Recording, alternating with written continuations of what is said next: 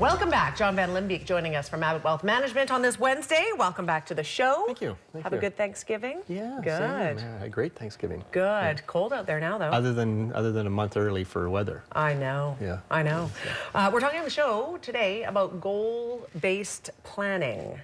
Yeah, it's a different way. I kind of talked about it a little bit before, just trying a different spin. It's a different way for people to think about setting goals and or achieving those goals, and how do they achieve those goals, right? Mm-hmm. And it's a little different outside the norm of just saying, okay, I got to save for retirement.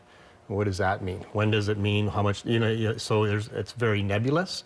The goals-based planning is trying to identify what's important to you, and with specific time frames on that. You have to have time frames. Absolutely do, exactly. But just more so than just picking a very nebulous, all-encompassing goal. I want to go on holiday. Well, what does that mean? Sure. Right? I want to go on a trip. You know, you said, so trying to break it down to really, it's important to you because everyone's going to be different, and trying to put a plan in place to achieve those goals, right? We have two graphs, so let's start with the first one, and it says this. Start with the second one, actually. Let's start with the second one. Sorry, I was out of order. No worries. This kind of helps explain a little bit of what goals-based planning is. So the process of helping clients prioritize their goals, both financial and non-financial, and determining the optimal plan to achieve them. So it goes past just the financial goals to saying, okay, what is really important to you? Because yeah, there's the financial is important, but at the same time, there's other stuff that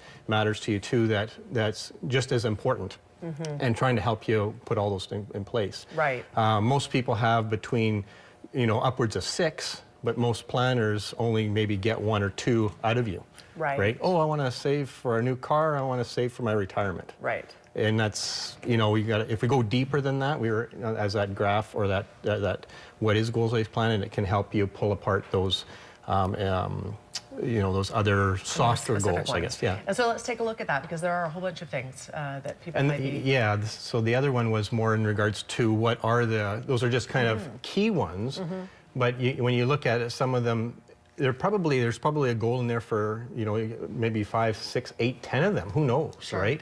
It's just a matter of then prioritizing them and putting them into a plan with some time frames on them.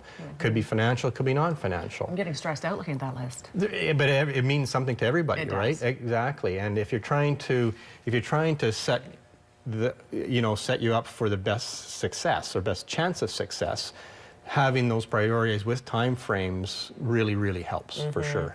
And also putting that into perspective in regards to again, what's important to you.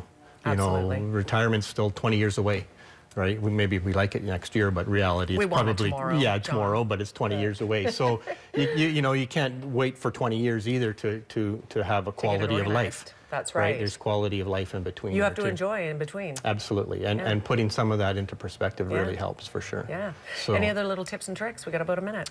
No, I think that's, like I said, just working with somebody to help you pull out and then benchmark and track and progress against those goals, right? Yes. If you have to do something in 3 years, no different than a triathlon. Or a triathlete, I should say. They're working from that end goal, working backwards, tracking all their calories, tracking what they eat, tracking their training. Well, that's the same thing we have to do in regards to figuring out what those goals are, and then working backwards, and then tracking that against that to show you progress toward those goals. Exactly, planning towards that day. Yeah. Fantastic. John, thank you for being here today. You're welcome. If you have any questions for Abbott Wealth, information on the screen, you can email them directly or give them a phone call, 372-3736. We are back after a quick break. Stay with us.